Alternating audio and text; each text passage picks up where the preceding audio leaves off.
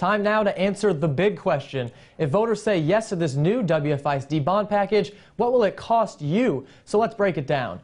According to WFISD officials, this measure for sports and fine arts facilities comes with a 1.5-cent tax increase. Now that's combined with what voters already said yes to. The bond measure for new high schools that in November brought a tax hike of 30.5 cents per $100 of property value for taxpayers. That means the total tax impact sits at 32 cents per $100 on property valuation.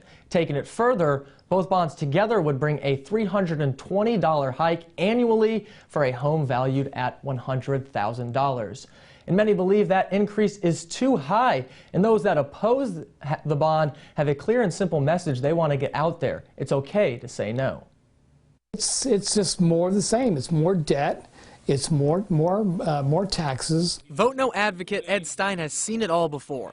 No voters voted it down, and here we are 6 months later, and it's deja vu. A small victory for the Vote No side in November was the failure of Prop B, an extra $13.585 million for sports and band facilities. That failed by a 1,381 vote margin, which is over 4 times as many votes clear than Prop A, the building of the 2 new high schools, which passed by just 322 votes. Now that the measure is back on the ballot for the May election, the fight for Stein and other no supporters continues. Our biggest asset is our message.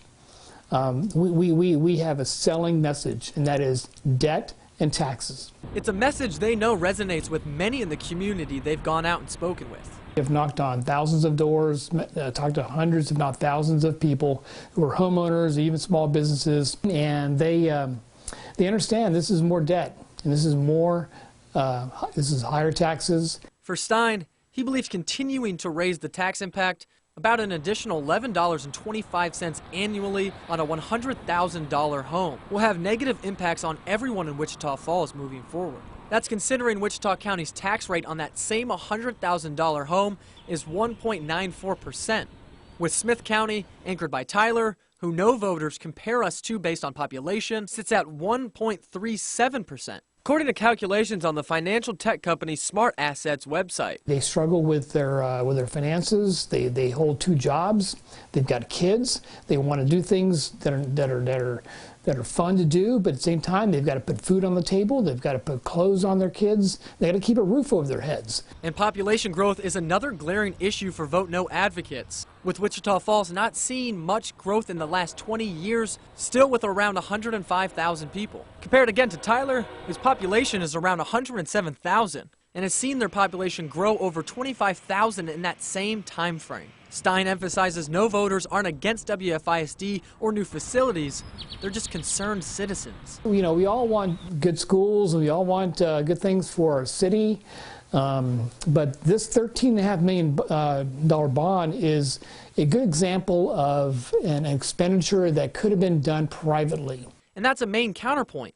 Was there an attempt to raise this privately?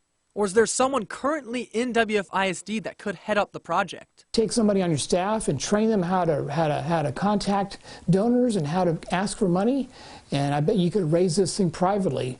But instead, what you're doing is you're reaching into people's pocketbooks and wallets again for more money, and people are tired of it. And if that's the case, and this bond fails for a second time, no voters hope WFISD gets the message. Citizens of Wichita Falls are voting against debt and taxes. It's an easy 2 concepts to sell and people to understand. Bonds are debt. It's okay to vote no. Stein and his fellow Vote No advocates will continue to object to more taxes and more debt and hope voters side with them once again. And when it comes to taxes, a reminder for homeowners 65 and older, you can file for the appropriate homestead exemption that will make your taxes frozen. That is, unless you make big improvements to your home. Now, looking back the last 20 years, WFISD has held 5 total bond elections, with 3 passing at the ballot box, including the November election. One was back in 2015, where a $59.5 million school bond led to the construction of the Career Education Center, security enhancements, and a parking lot at Memorial Stadium. of the 4 bond packages that have failed. The biggest was back in 2014. That's when voters overwhelmingly voted down a $125 million plan. It would have created 2 comprehensive high schools. The plan was to consolidate Ryder and Holt Old High into one larger school with a separate 9th grade facility. We have more on the tax rate increase and why the passage of this bond is so crucial to WFISD staff, and our interview with Superintendent Mike Kurt.